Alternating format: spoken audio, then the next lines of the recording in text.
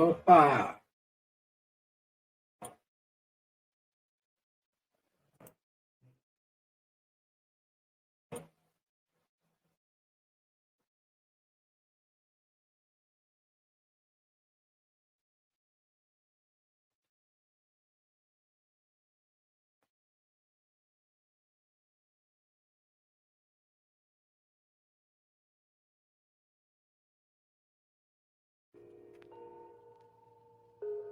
Boa noite.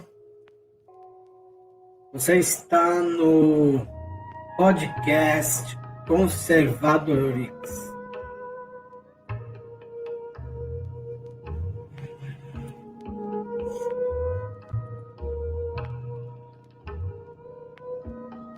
Tenho notado que os grupos de WhatsApp que na época de 2018, quando o Bolsonaro estava para ganhar a eleição, estava muito forte os grupos, né, de WhatsApp de direita, com várias vertentes, né? Você tinha grupos de monarquistas, grupos de ANCAPs, bolsonaristas mesmo. E a esquerda praticamente não dominava essa linguagem, né?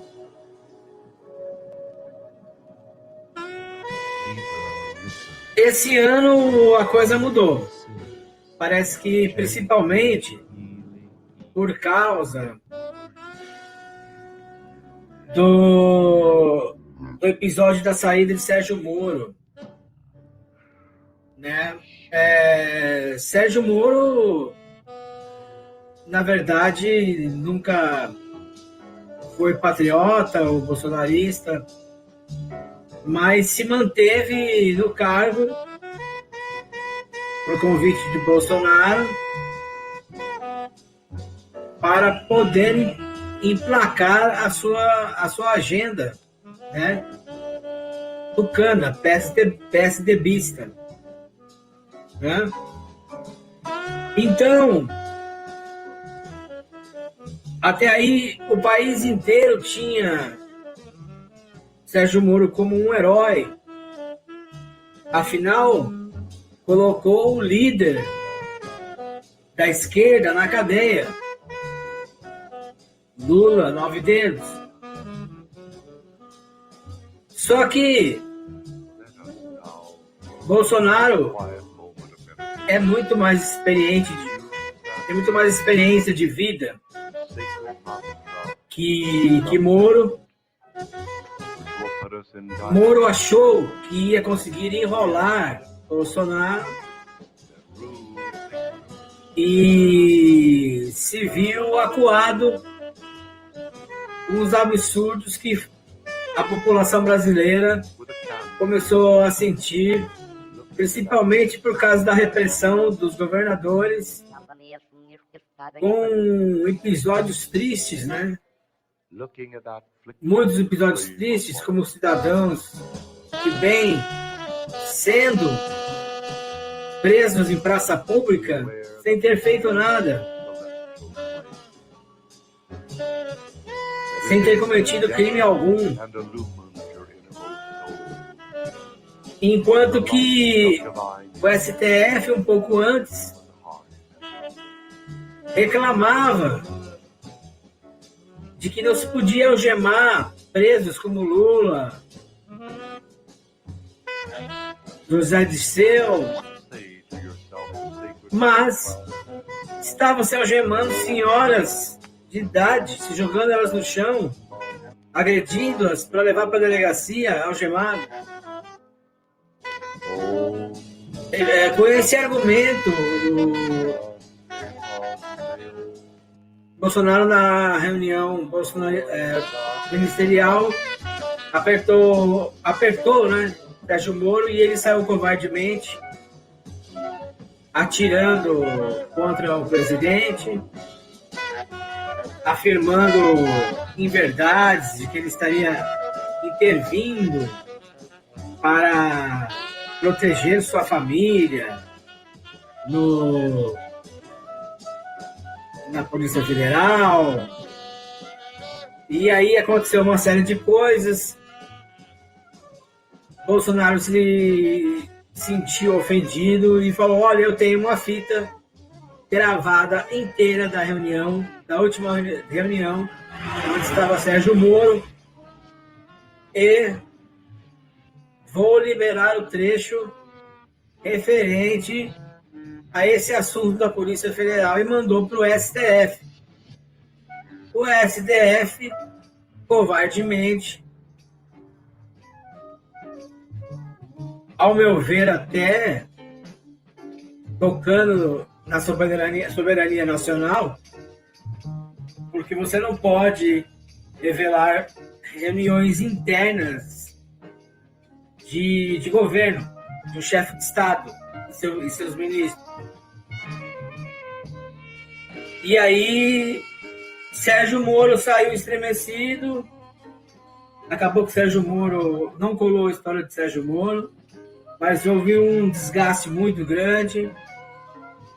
E a esquerda, que é, né, um grande desafeto de Moro, e que nunca o perdoaria por ter colocado o seu ídolo mor na cadeia, se sentiu fortalecida novamente. Via-se comentários entre eles: nossa, agora é a hora, eles estão brigando entre si, Bolsonaro e Moro. E instaurou-se uma grande crise política na República, afetando outros ministérios. Aquela declaração do ministro da Educação, o Altribe, uma declaração forte, mas ele falou aquilo sabendo que estava num ambiente restrito. E realmente foi traído e não conseguiu aguentar a pressão. E nem o governo conseguiu, por N motivos. E com essas quedas recorrentes, umas atrás das outras, observei que começou a pintar no WhatsApp. Eu faço parte de alguns grupos de direita, e alguns colegas começaram a me mandar prints. E eu perguntei: mas onde você está conseguindo esses prints da esquerda? Nós estamos infiltrados. Ah, é um grupo? Não, são uns 10 grupos, mais ou menos. Eu falei: nossa, 10 grupos? Eles: pois é. 10 na época que eu descobri. 10 na época que eu descobri. Então, eu comecei a catalogar alguns meses e reconhecer, infelizmente, não sei uma explicação exata para isso, mas eles estão muito motivados nas redes. E eles estão muito unidos, muito unidos.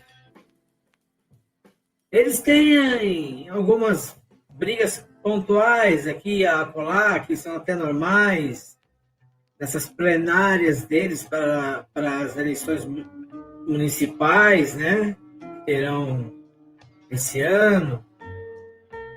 E só. E como uma rivalidade assim, mais perene, mais constante, mais filosófica, entre aspas, é a rivalidade entre Lula e Ciro Gomes. Realmente essa é uma rivalidade mais assim, perto do que dos desentendimentos e traições que têm ocorrido na direita, dentro da direita.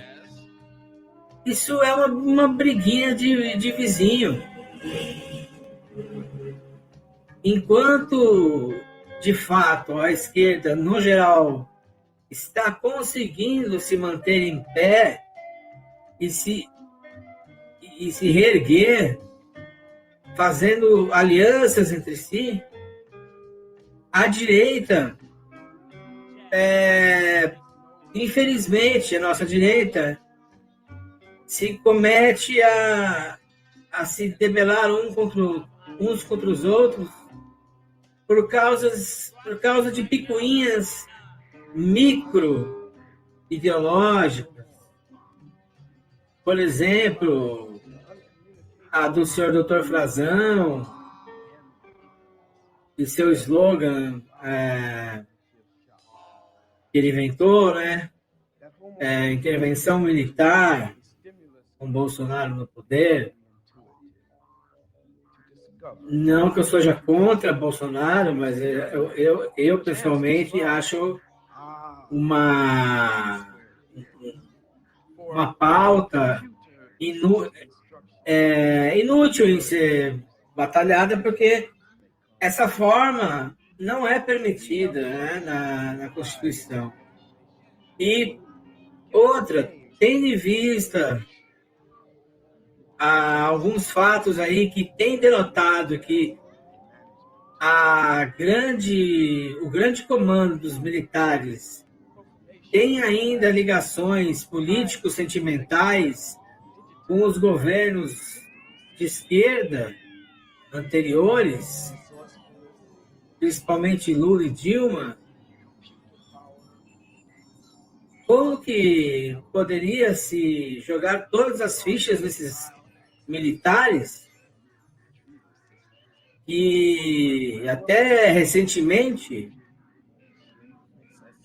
o senhor General Ramos, da Casa Civil, do governo, chamou para sua residência o Aldo Rebelo, aquele político Aldo Rebelo, que já foi ministro da Defesa, inclusive.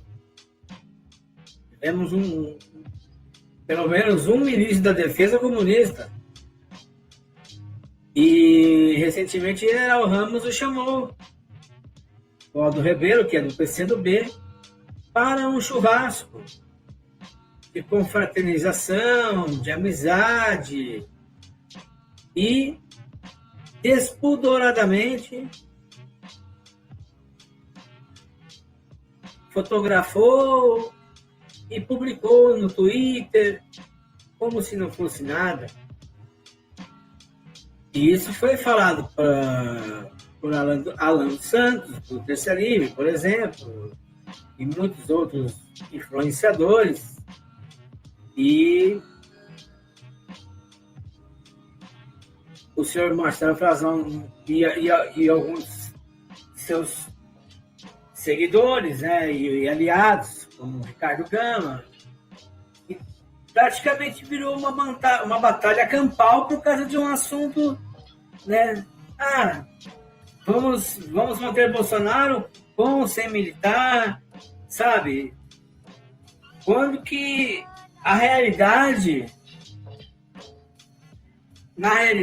no mundo real, temos um inimigo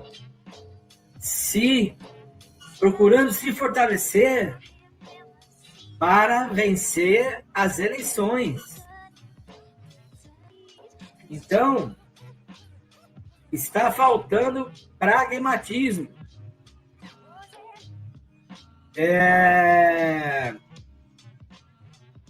Mas isso era esperado, né? Porque a nossa ala, né? Praticamente nunca esteve no Brasil, no governo do Brasil, né? Você teve Vargas representava o trabalhismo, né? Um presidente assim, de cunho liberal, talvez Juscelino tenha acenado um pouco, né?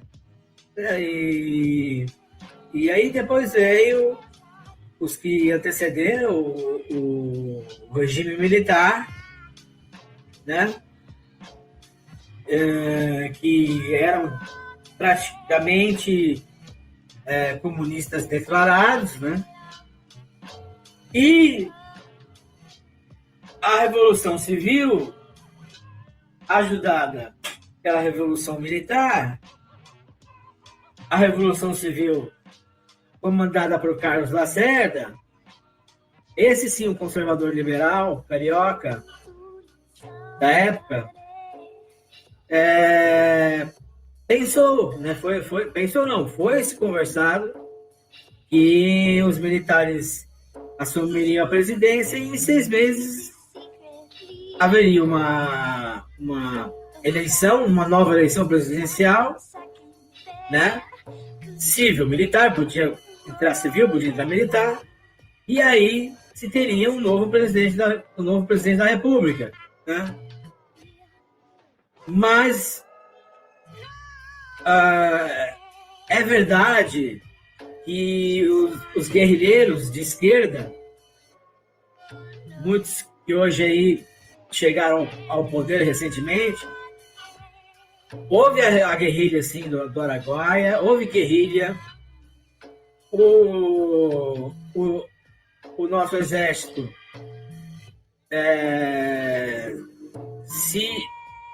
eu diria que ele se assustou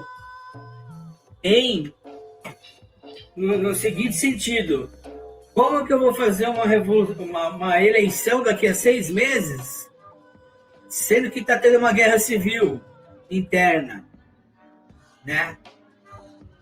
E acabou que eles foram protelando,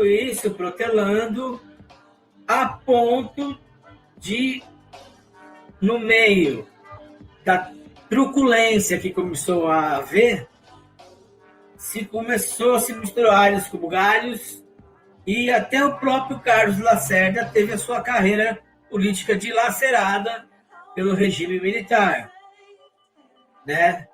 Ele que foi um dos líderes populares da Revolução de 64, não é?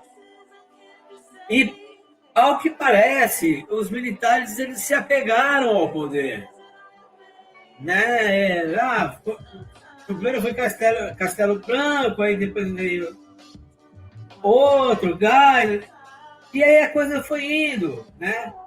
E aí eles foram muito beneficiados por um cenário econômico internacional superávit, e aí é o chamado milagre, né? O período do milagre brasileiro, né? Só que, assim, em termos de desenvolvimento da economia brasileira, foi muito pífio, porque era um desenvolvimento baseado em obras estatais, em Estado, entendeu? O mercado, não havia praticamente autorização para que se houvesse uma economia de livre mercado, que já urge há muitas décadas de existir nesse país. Muito pelo contrário, o governo militar, o regime militar era ultra-estatista. né? E aí começou, a guerrilha se agravou, né?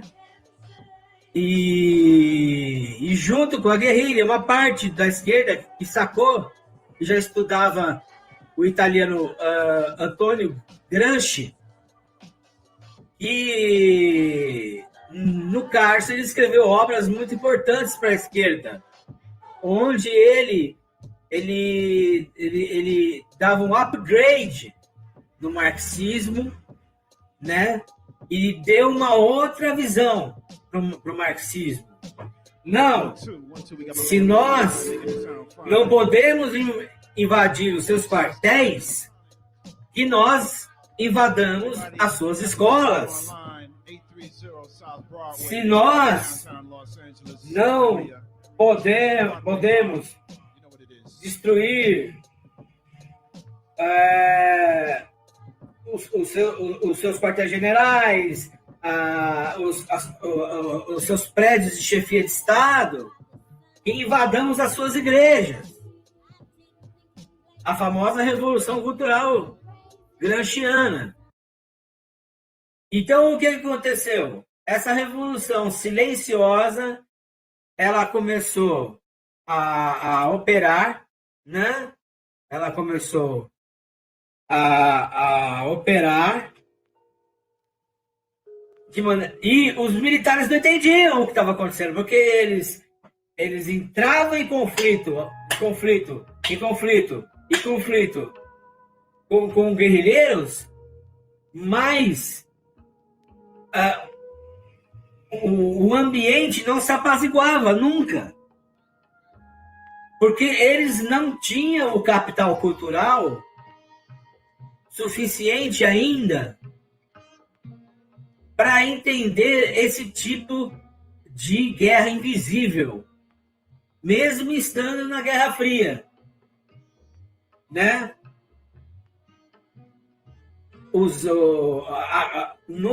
Muitos desistiram da guerrilha, o pessoal da esquerda, e sempre tiveram lugar cativo na cultura.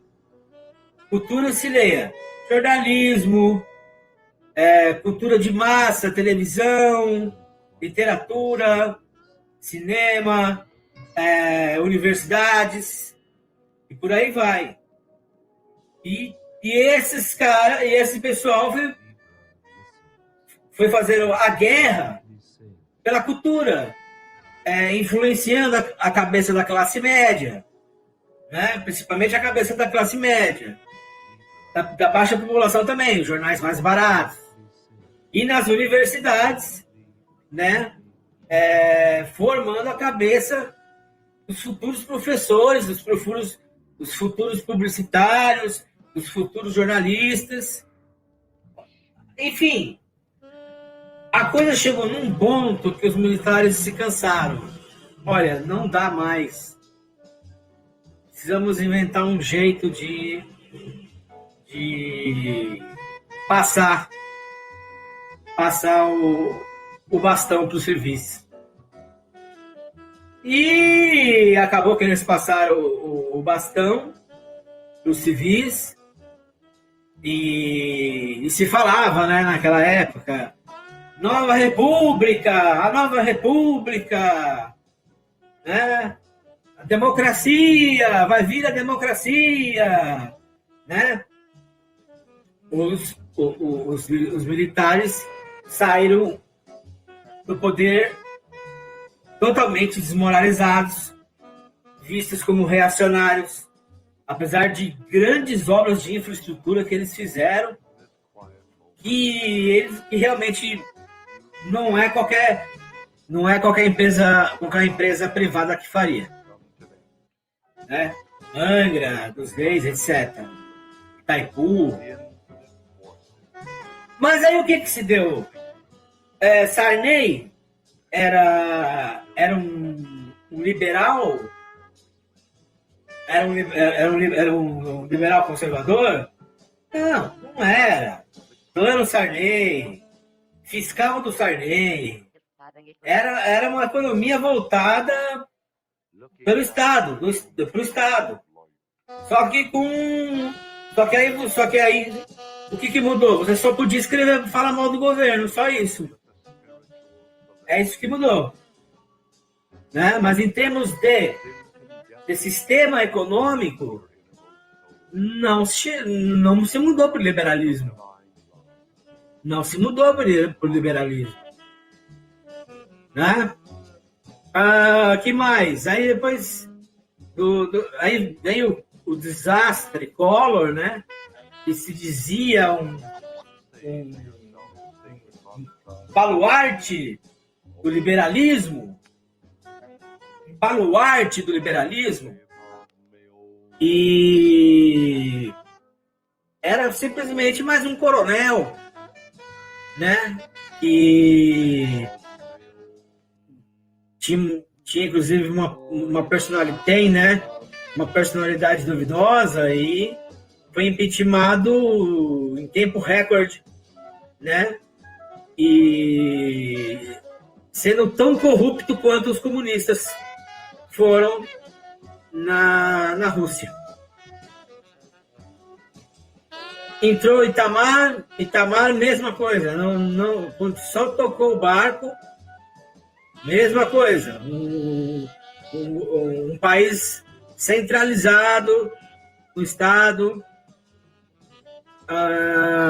uma economia de pouca iniciativa individual. Por quê?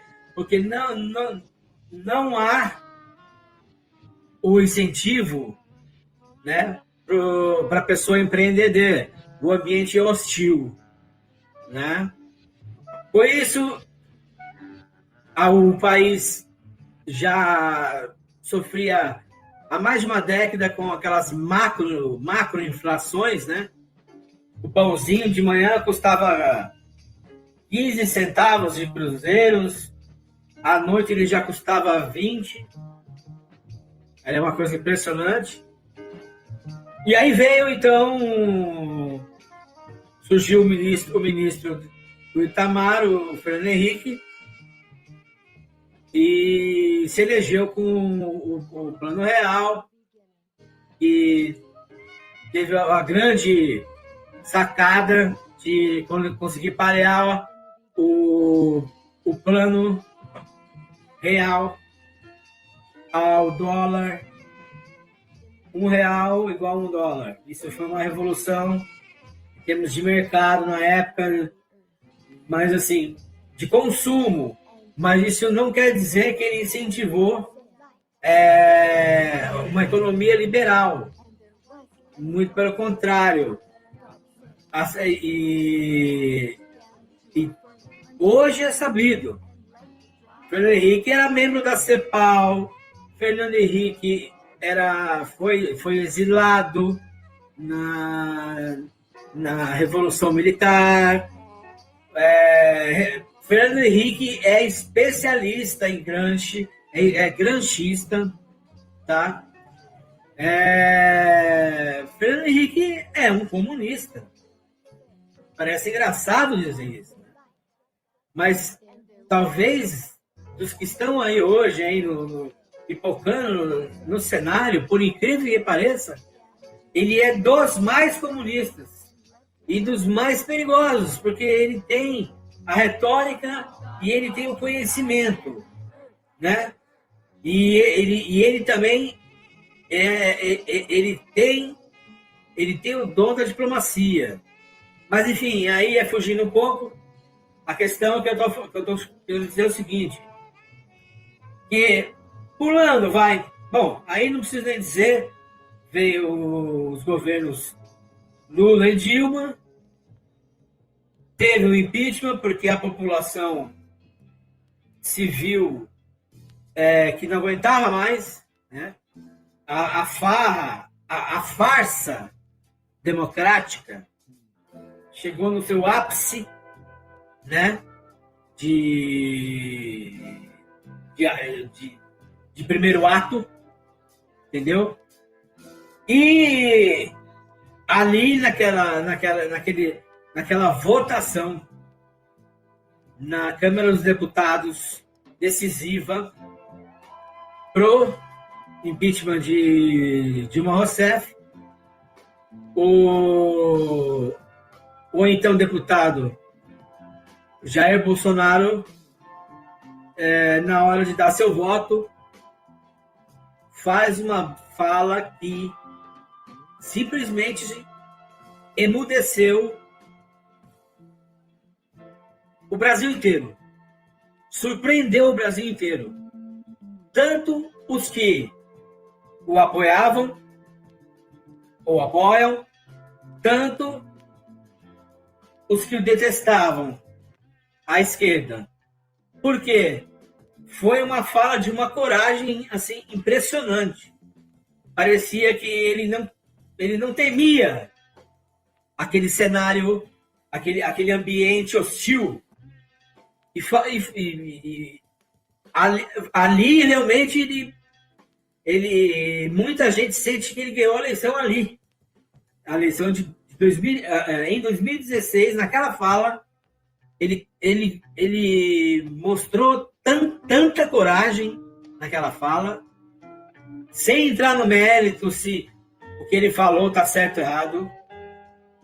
A postura dele, a coragem com que ele colocou o voto foi histórico. Foi, assim, todo mundo ficou atônito. Todo mundo falou, meu, esse cara é foda.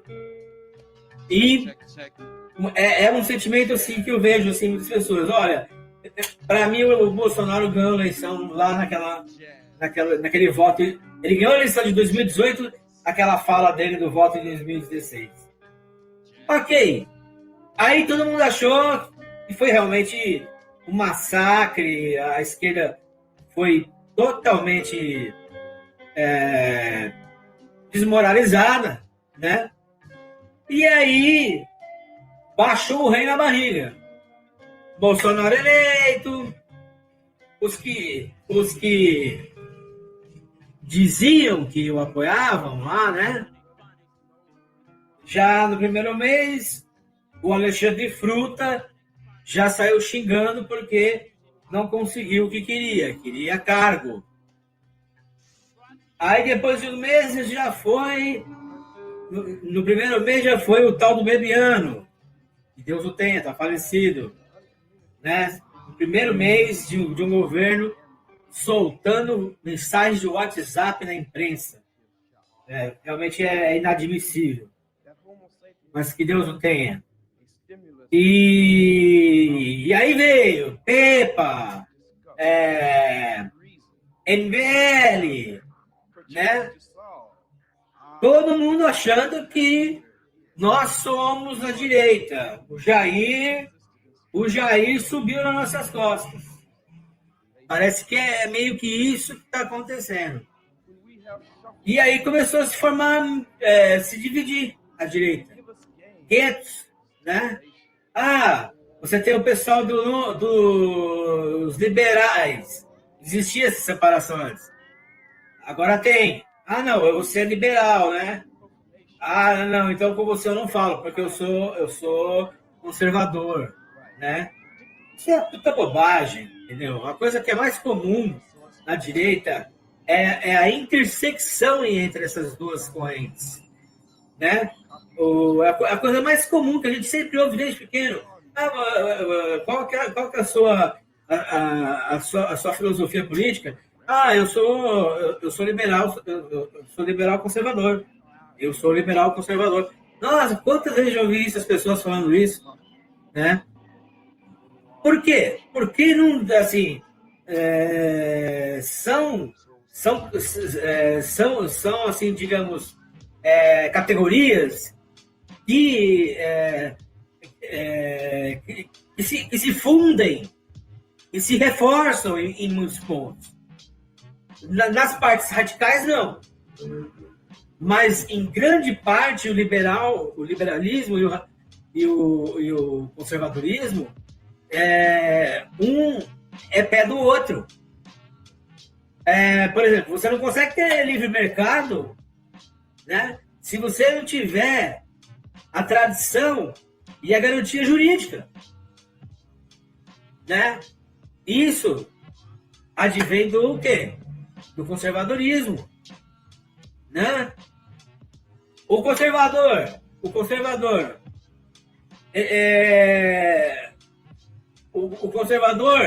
ele consegue ter muito mais simpatia pelo liberal, porque o liberal, ele não está ligando se o conservador vai na missa todo dia.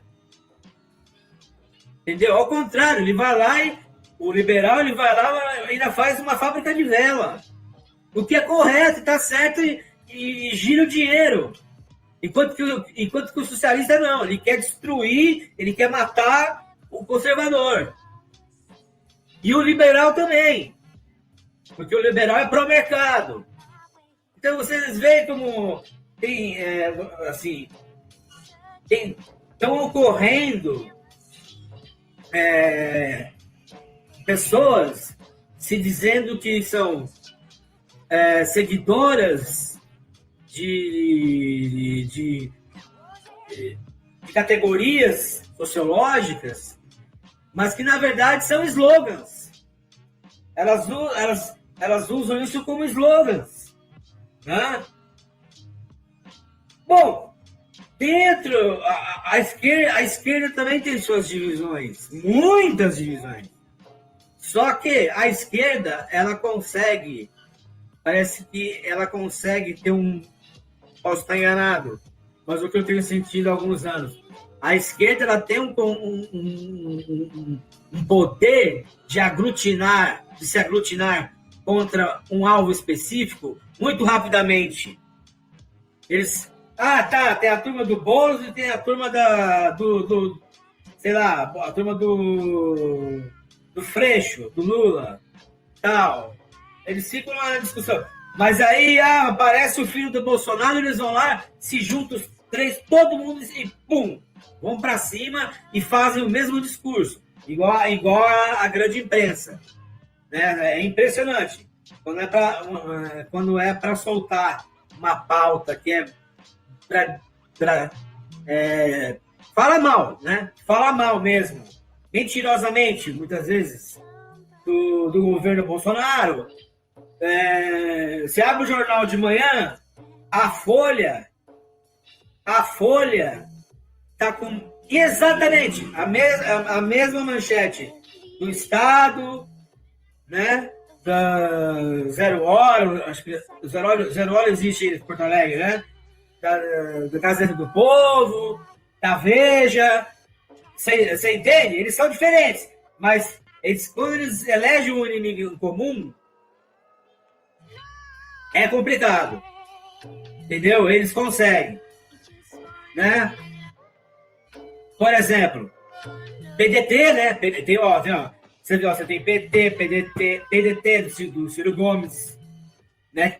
Que tá eles estão jogando lá, eles não estão se matando, entendeu? Igual lá na direita.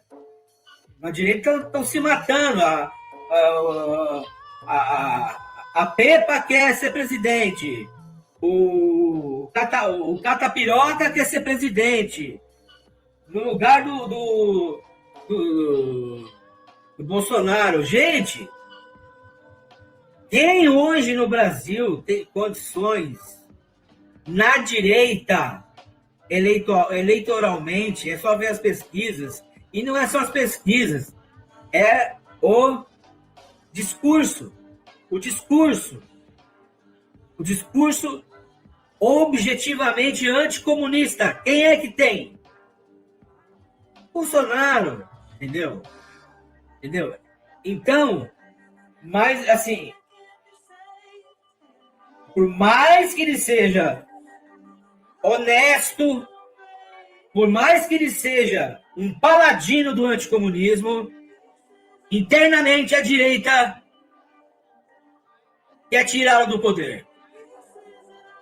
Enquanto que no outro oposto, na esquerda, o Lula pode ter feito um monte de cagada, ter mandado trilhões para países alinhados, né, com ele, com a ideologia dele, pode ter roubado. Eles continuam Lula. Tá dando mais ou menos para entender? Acho que deu para entender. Então, olha só, a gente está recebendo aqui material desses grupos aí de WhatsApp da esquerda, e é muito difícil, porque tem que ter estômago para ler isso aqui. Vamos lá, PDT vai ao STF contra novo marco do saneamento. Olha aí, veja bem. Esse novo marco do saneamento é a solução, entendeu? É a solução descentralizar, porque há muitas décadas, né, o Estado brasileiro tá prometendo resolver essa situação e não está dando certo. Não está dando certo, né? Então, né, o governo, a União, né, o Executivo, aprovado pelo Legislativo, acharam que pelo melhor do Brasil, melhor se arriscar isso, né? Mas não, o PDT vai lá e entra com uma ação no SPF para destruir isso aí, né? Quer dizer, assim, é o quanto pior, melhor. Quanto pior, melhor. Mas isso aqui é a propaganda que rola entre eles. Entendeu? E eles acham lindo, né? Aqui, eles reclamando da vida aqui, Dona Luciana Pombo, acho que é uma articulista aí da esquerda. Tribunal nega recurso de Lula contra condenação no caso do sítio. Defesa queria nova apuração para obtenção de novas provas. Fez muito bem o tribunal, né? Fez muito bem. E eles estão aqui chiando, né?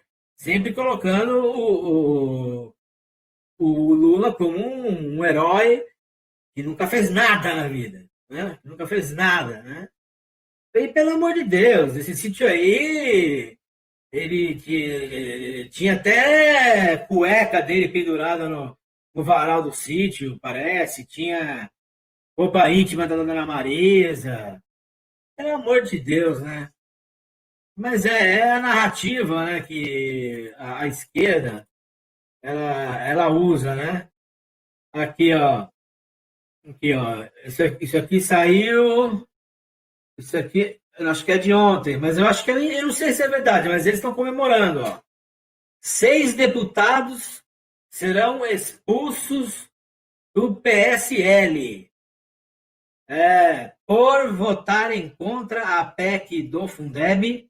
Bia Kicis e mais 5 não farão mais parte do Partido Social Liberal. Eles estão comemorando aqui, é a Bia Kicis, Cris Tonieto, Felipe Barros, Júnior Amaral, Luiz Felipe de Orleans e Bragança e Márcio Labre. Mas, pelo que consta, ontem à noite o presidente, olha só, presidente do Brasil, trabalha o dia inteiro, é atacado o dia inteiro. O presidente foi lá pessoalmente na casa da deputada Bia Kicis, né? Que sensacional, que humildade desse senhor, né? E esse negócio todo do Fundeb, eu também votaria contra, porque a questão no Brasil é que esse Ministério da Educação é o ministério que tem mais, se não for o que tem mais verba, é o que tem mais verba no Brasil. E esse enxerto de dinheiro não tem resolvido. Então, está comprovado que no Brasil o problema da educação não é dinheiro. Então, quer dizer, você todo ano coloca mais dinheiro no Fundeb, coloca mais zilhões, zilhões, você coloca mais dinheiro, não resolve. Você acha que você vai. É que nem você resolver um problema. Você tá, fica tentando resolver um problema sempre da mesma forma. Né? Aí o ano que vem você vai querer resolver o problema. Você vai agir da mesma forma? Não vai. Se você sempre age da mesma forma, você não vai resolver o problema. Então, eu concordo com o voto da Bia e dos outros 5 deputados, né? E realmente, ó, há décadas está se colocando a maior verba, uma das maiores verbas de dinheiro público está sendo colocado na educação, entendeu? E, ao contrário, está péssimo. Então, agora é o contrário. Tira para ver se melhora. Porque, com certeza, aquele papo que eu estava falando no começo da conversa,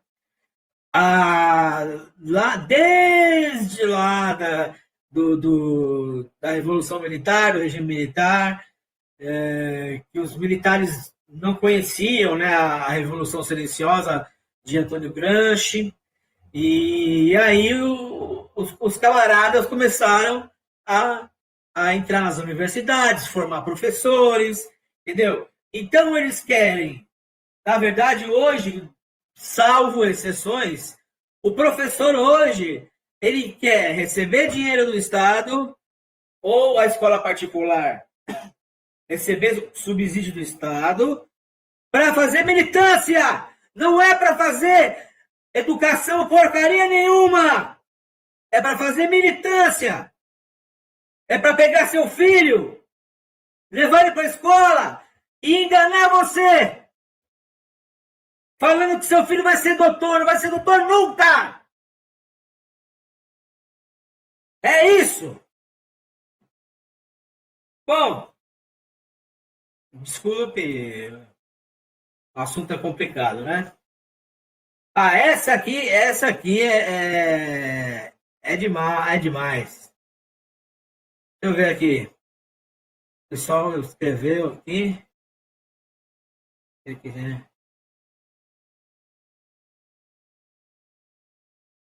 Mas não é, minha filha. Aqui eu tenho nada para fazer. Eu sou jornalista e é uma pauta que ninguém cobre na direita. Entendeu? O crescimento o que a esquerda pensa, o que a esquerda está falando mal da gente. Agora, se você quer ficar numa bolha, você fique. Entendeu? É isso aí. Olha lá. Bolsonaro mostra cloroquina para as emas e PSOL defende interdição do presidente. Pô, essa é dureza, né? Porque nesse final aqui que eu tô pegando para ler, né? Porque a gente tem infiltrados dentro dos grupos de WhatsApp de esquerda e a gente está por dentro. Qualquer trairagem deles a gente vai dar em primeira mão aqui, que eu estiver sabendo, né?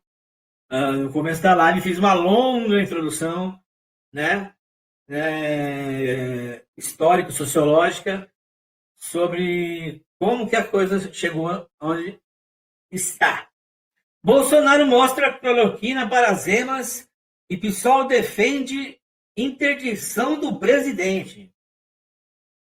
Aí eles falando aqui, ó, não está em seu juízo perfeito, afirma presidente do PSOL. Olha, gente, é dureza, né? Ó, mas tá na cara, você olha a foto, ele tá brincando, é uma brincadeira do cara com... passa uma emas, ele tá com... Você tá com o remédio ali na mão, todo mundo brincando. Aí passa uma ema e você oferece pra ema de brincadeira, porra. Entendeu? É complicado, bicho, é complicado. Mas assim, oposição é assim mesmo. Oposição é assim mesmo. PSOL, aliás, PSOL, quem mandou matar... PSOL, Quem mandou matar Jair Bolsonaro? Se souber, por favor, fale. Aqui. Acho que esse aqui não roda. Essa aqui é meio séria. Major Olímpio diz que governo está fazendo toma lá da cá com dinheiro do combate à Covid-19. Mais um exemplo aí, você viu? Major Olímpio, a gente se lembra muito bem, fez campanha, ele, Joyce, Peppa, né? Peppa Pig.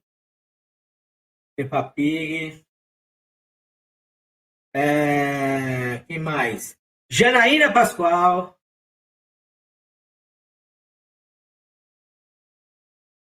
Né? Janaína Pascoal. Só um minutinho aqui. Só um minutinho.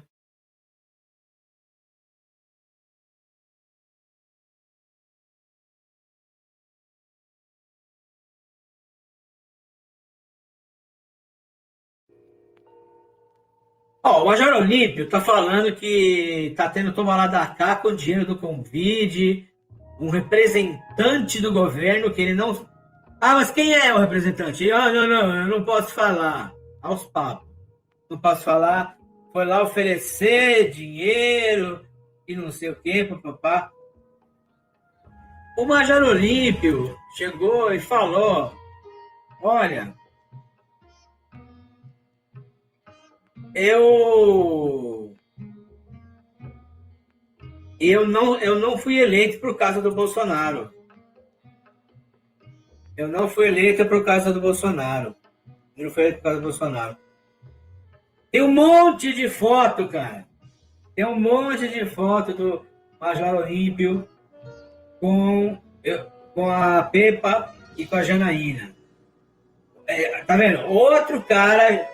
Olha, à direita, em pouquíssimo tempo, em um ano de governo, a direita sobe ao poder. Olha só, esses três que tiraram foto com o Bolsonaro para se eleger e tiveram uma votação estourada, os três brigaram com o Bolsonaro. Olha para você ver como é que tá a situação da direita. Na esquerda você não vê isso. Na esquerda, um dedou o outro lá, depois de anos, mesmo assim, porque não tinha jeito. Porque era delação premiada. Eles não estariam quietos até agora. Por isso que eu não sei, viu? Eu não sei o que vai dar esse posicionamento dos integrantes dessa nova direita, dessa direita aí, viu? Entrar aqui numa outra pasta, que tem mais umas coisinhas aqui, e a gente já encerra, porque já tadinho. Cadê você? Olha, aqui, ó, que eu tava falando, ó, eu não sei se acho que eu falei aqui hoje, General Ramos, chefe da Casa Civil do governo Bolsonaro hoje. Fez churrasco com o Aldo Rebelo no meio do mandato. Tá lá ainda. Postou no Twitter e fotografou com foto e tudo. Né? Aqui, ó, tá todo, ó. Teve evento dele ontem, ó. Lá no Piauí, ó. No PCdoB do Piauí. PCdoB do Piauí. Aí, ó. Olha só. Anitta detona o presidente Jair Bolsonaro. Não está governando para todo mundo. Anitta detona o presidente Jair Bolsonaro. Não está governando para todo mundo. Ué, minha filha. Você quer que ele governe? Em que sentido para você? para apoiar, ensinar crianças do mesmo sexo se beijar na boca na escola, e nem me parece que a senhora faz, ficar dançando funk na boquinha da garrafa com 5 anos de idade, que é o que o seu trabalho emula. Que bom que ele não está governando para a senhora. Aliás, isso porque ele é um cara democrático e republicano. E a senhora está reclamando do Bolsonaro. Se fosse o Haddad, o Ciro, que são aliados do partido chinês, do Partido Comunista Chinês, lá na China, a senhora estaria na cadeia, porque faz essas baixarias aí, tá? Vai estudar, menina. Aí, ó, Rússia afirma que sua vacina contra a Covid-19 está pronta. Sei lá, hein? Tem a da China, que parece que... Tem a de Oxford, na Inglaterra, que parece que já está no estágio 3 e parece que está bem desenvolvida, graças a Deus. Foi divulgado. O governador Dória deu piti, ficou bravo, correu na imprensa, disse que já tinha um acordo com a China. Acho que o da China vai sair antes. Parece que vai fabricar um monte aqui. É um assunto delicado, né, gente? É um assunto delicado. É um assunto delicado mesmo, esse assunto. Eu não gosto nem de falar muito desse assunto. Só Deus mesmo. Espero que todos estejam com a razão. Que todos, se Deus quiser, tragam pelas mãos de nosso Senhor Jesus Cristo a cura para o povo brasileiro e para o povo do mundo. Ixi, Maria, o Che Guevara africano. Já não me faltava o Che Guevara cucaracha.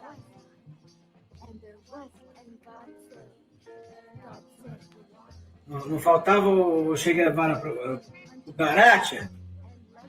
O Che Guevara africano morto por estrangeiros. Revolucionário que mudou a vida dos pobres em Burkina Faso. Foi assassinado por forças imperialistas.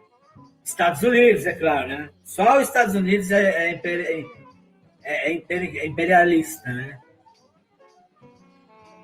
Bom, foi assassinado por forças imperialistas por distribuir renda, fazer reforma agrária, incluir mulheres no governo, combater a fome, apelidado de Che Guevara africano, o revolucionário marxista Thomas Sankara, nascido em 49 e morto em 87, foi um dos maiores líderes das causas socialistas e pan-africanistas do século XX. Peraí, esse cara é foda, hein? Porque, olha o que o cara fez, né? Para ser assassinado por forças imperialistas dos Estados Unidos, né? Aliás, é até bom falar isso, porque existe o imperialismo chinês, do partido chinês, e o imperialismo globalista, e são quatro, né? São 4 imperialismos: americano, e é um imperialismo que, pelo menos no Brasil, nunca apitou muito. Quem mais tenta atacar o Brasil há muitos anos é o socialista, né? É o chinês, né?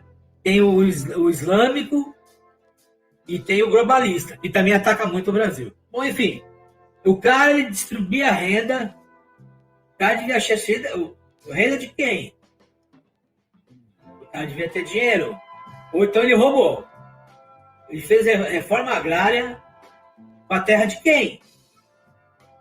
Devia ter terra pra caralho. Incluir mulheres no governo, pô. Aqui a Dilma foi presidente.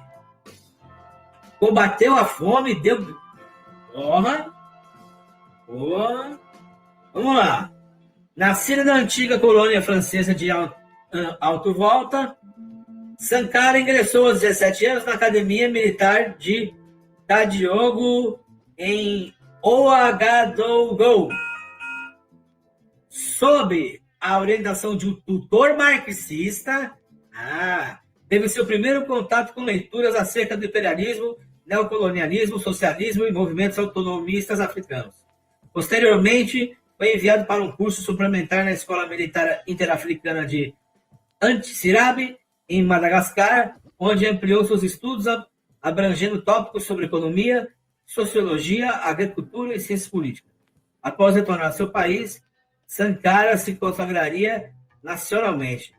Eu já tô vendo já os caras lá do Antifa lá jogar no chão as estátuas do Abraham Lincoln e botar desse Tomás Sankara, Che Guevara africano. Puta que pariu. Então, se o cara é Che Guevara, dizem que o Che Guevara cometeu muitos assassinatos, né? Check. Né? Jazz.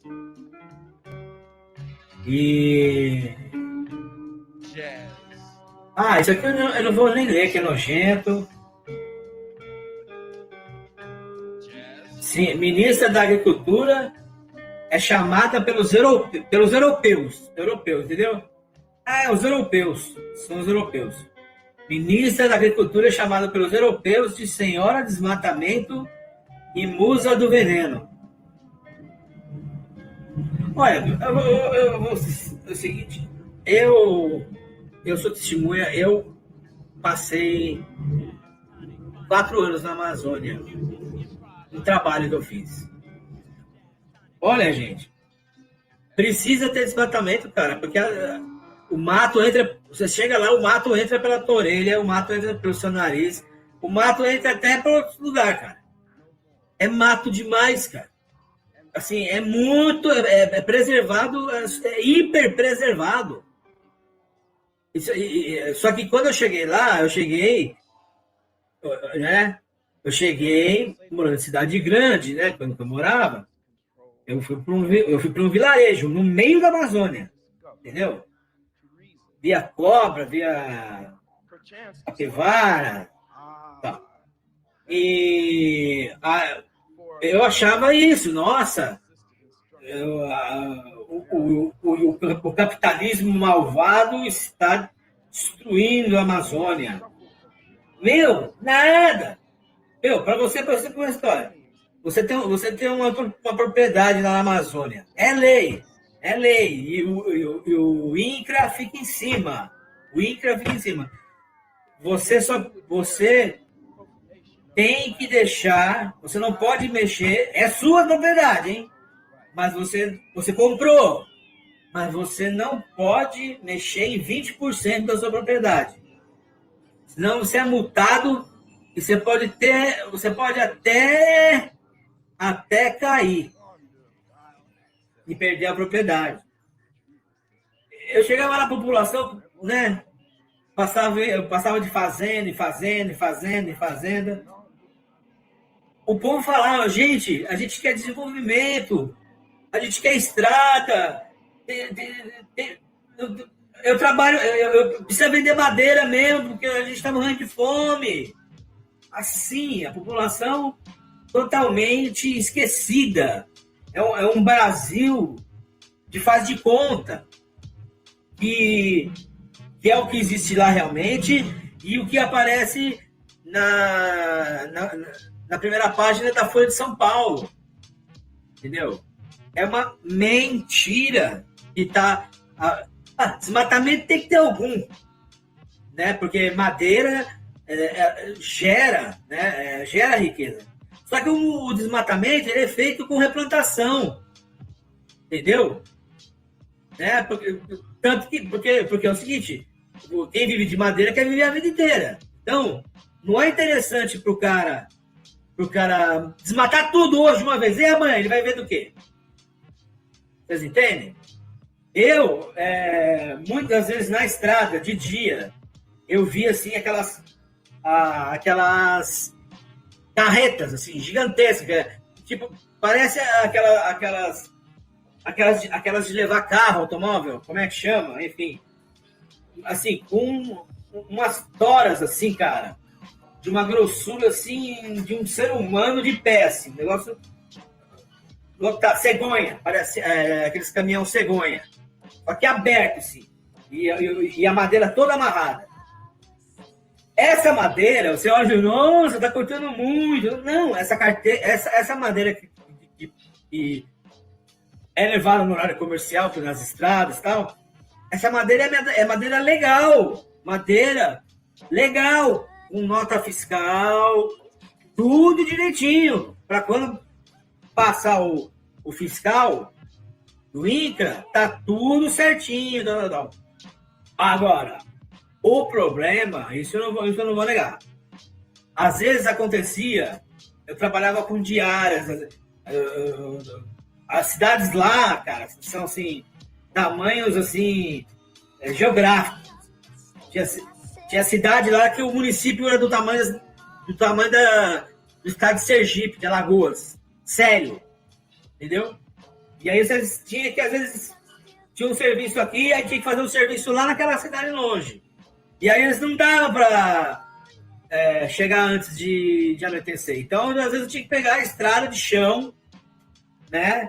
À noite. De repente, eu tô assim, eu tenho que parar um pouco. Eu vejo uma cegonha gigantesca, assim, com um monte, assim, um prédio, assim, de tronco, assim, ó. Aí eu olho na frente, assim, ó, tem 6 cegonhas dessa, andando devagarzinho, andando com o farol, com o pisca desligado.